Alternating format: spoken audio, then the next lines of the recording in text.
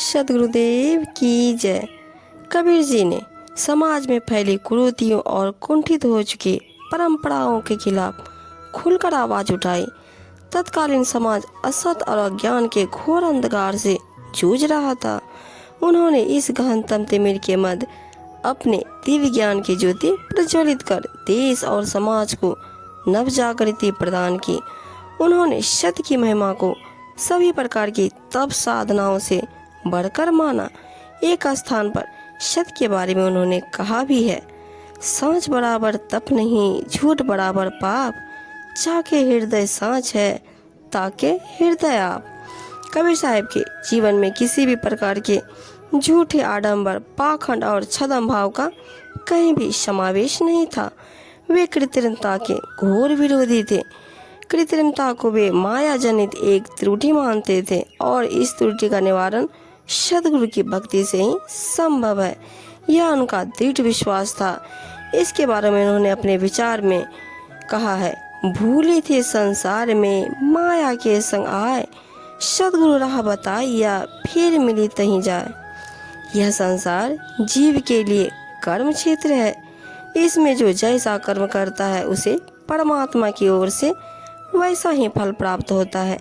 अज्ञानी जीव माया मोह के वशीभूत होकर स्वयं को और स्वयं को बनाने वाले परमात्मा को भूल जाता है। इसी से अहंकार और क्रोध की उत्पत्ति होती है। जीव को माया मोह से मुक्ति का सरल उपाय सद्गुरु ही बता सकते हैं। सद्गुरु ही जीव को भव सागर से पार उतरने का उपाय, परम आनंद प्राप्त करने और परमात्मा से मिलने की राह बता सकते हैं। कबीर साहब जी कहते हैं, यह जग विष की बेलरी, गुरु अमृत की खान, शीश दिए जो गुरु मिले तो भी सस्ता जान। जगदंतर ने सृष्टि का सृजन अपने भक्तों के लिए ही हित के लिए किया है और भगवत भक्ति से ही मोक्ष की प्राप्ति होती है। भक्ति नहीं तो शक्ति नहीं, शक्ति नहीं तो सृष्टि नहीं, अर्थात सृष्टि का मूल भक्ति ही है। यह भक्तों से है, भक्तों के लिए और भक्तों के द्वारा है। कबीर साहब जी भक्तों के बारे में कहते हैं कि जो व्यक्ति विषय वासना में लिप्त हो जाते हैं वे कभी भी सत्य भक्ति नहीं कर सकता, क्योंकि मन में तो मद, मोह, क्रोध और लोभ के रंग ही चढ़ सकते हैं। भक्ति केवल वही व्यक्ति कर सकता है जो काम, क्रोध, मद, लोभ से निर्विकार रहे। कामी क्रोधी लालची इनते भक्ति न होए, भक्ति करे कोई शूरमा जात वरन कुल खोए। कबीर साहब ने सदियों से चली आ रही कुरीतियों और आडंबरों का घोर विरोध किया। उन्होंने समय समय पर समाज को चेताया और अपने दिव्य अमृतवाणी से लोगों को असत ज्ञान के अंधकार से निकालकर साहस प्रदान किया। मन मक्का दिल द्वारिका, काया काशी जान, 10 द्वारे का देहरा, तामे जोत पिछान। जीवन की प्रत्येक विपरीत और विषम परिस्थिति में कबीर साहब की अमृतवाणी मनुष्य का मार्गदर्शन करती हुई प्रतीत होती है। कबीर साहब के अनुसार कुछ लोग सांप्रदायिक जड़ता को एक परंपरा की तरह वहन करते हैं।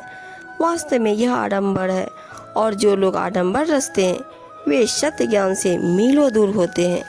माथे पर तिलक लगाकर, कानों में मोटे मोटे कुंडल धारण करके और सिर पर जटाएं बढ़ा लेने से ही कोई योगी नहीं बन जाता। शरीर को कष्ट देकर और मन को स्वतंत्र रखकर भी कोई योगी नहीं बन सकता। वास्तविक योगी तो वह है जो तन और मन दोनों को साध ले। पाखंड और आडंबर रचने वाले योगी और साधु वास्तव में धूर्त होते हैं। वे अपने आडंबरों की आड़ में स्वार्थ सिद्धि ही करते हैं। इस प्रकार के धूर्त साधु समाज, साधु वेश और साधु धर्म को कलंकित करते हैं। ऐसे साधु वेशधारी धूर्तों से तो प्रत्यक्ष धूर्त ही अच्छे हैं, क्योंकि वे किसी प्रकार का पाखंड तो नहीं करते। प्रत्यक्ष वार करने वाले की अपेक्षा छिपकर वार करने वाले से समाज की अधिक हानि होती है। धूर्त और कपटी साधुओं के बारे में कबीर साहब जी कहते हैं, मन मैला तन उजरा, बगला कपटी अंग, तासो तो कौवा भला, तन मन एक ही रंग।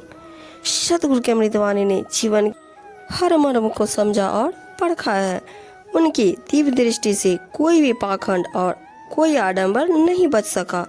उन्होंने अपने सामने जो भी समाज के विरुद्ध अनाचार अत्याचार देखा, उस पर बेलाग अपने विचार व्यक्त किए।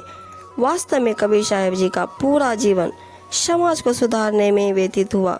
उन्होंने समाज से बुराई को दूर करने के लिए जिस मूल मंत्र को अपने जीवन में स्थान दिया, वह है मैं सुधरा तो जग सुधरा।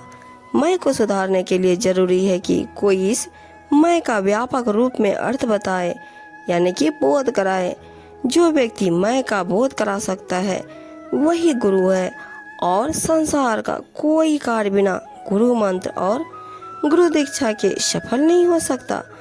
गुरु ही माया मोह मद क्रोध और राग द्वेष से मुक्ति दिला सकता है। वही बहुबाधा को पार कराने वाला है। गुरु की महिमा अपरंपार है। यदि गुरु और भगवान कहीं पर एक साथ प्रकट हो जाए तो सर्वप्रथम गुरु की ही वंदना करनी चाहिए, क्योंकि सद्गुरु के ज्ञान प्रदान करने से ही भगवान के दर्शन संभव होते हैं।